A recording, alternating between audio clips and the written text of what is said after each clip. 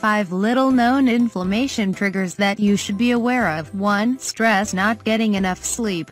Getting stuck in traffic. Having emotional arguments. No matter what causes your stress, it all has the same effect on the body.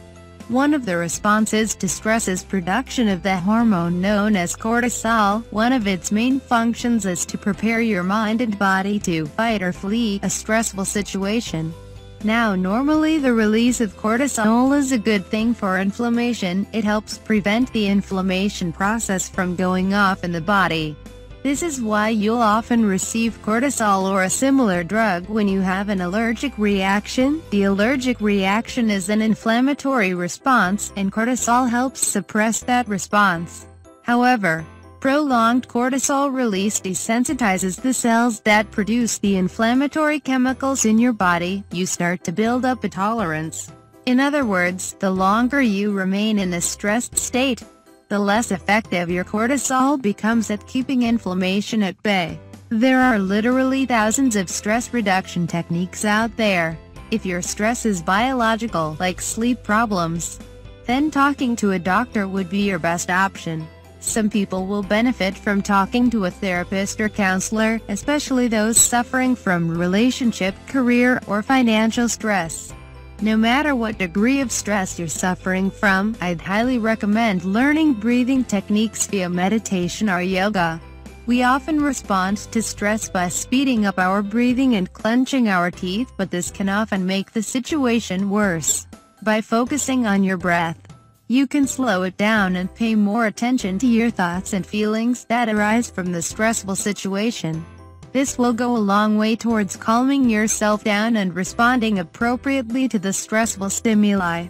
2. Medications. Many medications are taken without thought for the side effects or consequences, while other times they're taken because the side effects are outweighed by the benefits. Either way, one of the main side effects of some of these medicines is inflammation. A lot of drugs, like painkillers, fever reducers, statins, and some antibiotics, are broken down in the liver, which can cause it to become inflamed. Statins and gout medications have been associated with muscle inflammation. Anti-epilepsy drugs have been associated with general inflammation. Chemo drugs can cause bladder inflammation, and a whole host of drugs are associated with pancreas inflammation. So what can you do about medication inflammation? First of all, hopefully you and your doctor have already had a talk to decide that the benefits of taking the medicine outweigh the inflammation risks. If you haven't done that yet, schedule an appointment and do it now. Second of all, start doing other things to take care of your body. Oftentimes these diseases for which you are taking medicines can be treated with a healthier diet, exercise, and smoking cessation, all treatments that don't involve chronic inflammation.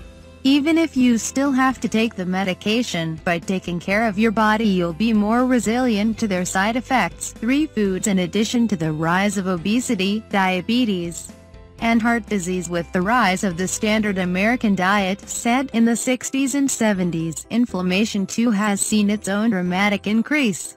In fact, all of those diseases I just mentioned are in some way or another caused by or associated with inflammation.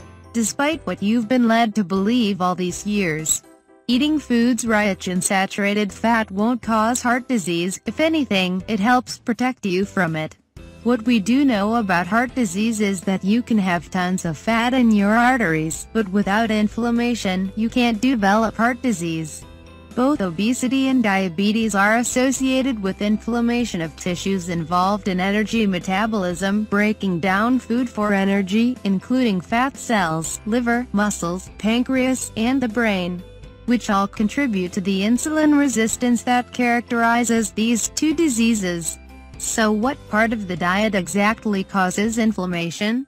Omega-6 polyunsaturated fats found in most vegetable oils, refined carbohydrates like pasta, crackers, and cookies. The same foods that we've only been eating heavily in the past 40 to 50 years. The obvious solution to this: don't eat processed foods. If junk food is the cause of inflammation, it's only sensible to cut out or drastically limit its consumption. So save the cake for your birthday and Doritos for food emergencies only. 4. Infections. As I mentioned earlier, inflammation is a natural response to dealing with viruses and bacteria. It helps your immune system mobilize a response to keep the germs from spreading and to eventually rid them from the body. Normally our body is pretty good at fighting the diseases with inflammation and then quickly getting that inflammation under control. However, there are things that can suppress your immune system reaction, which increases your risk of infections and ultimately your risk of chronic inflammation.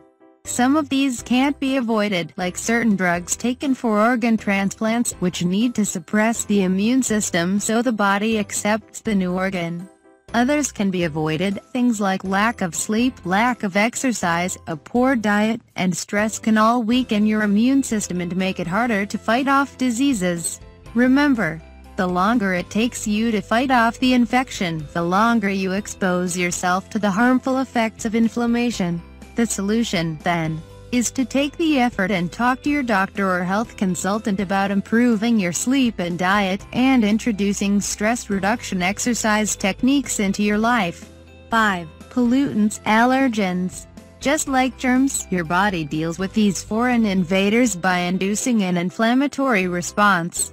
Some of us deal with this every spring when the pollen comes out. Your itchy eyes and runny nose are both the effects of inflammation in those two body parts. Air pollution, whether from cigarette smoke or car exhaust, can trigger inflammation of the airways and lungs, and in some people this can lead to an asthmatic reaction.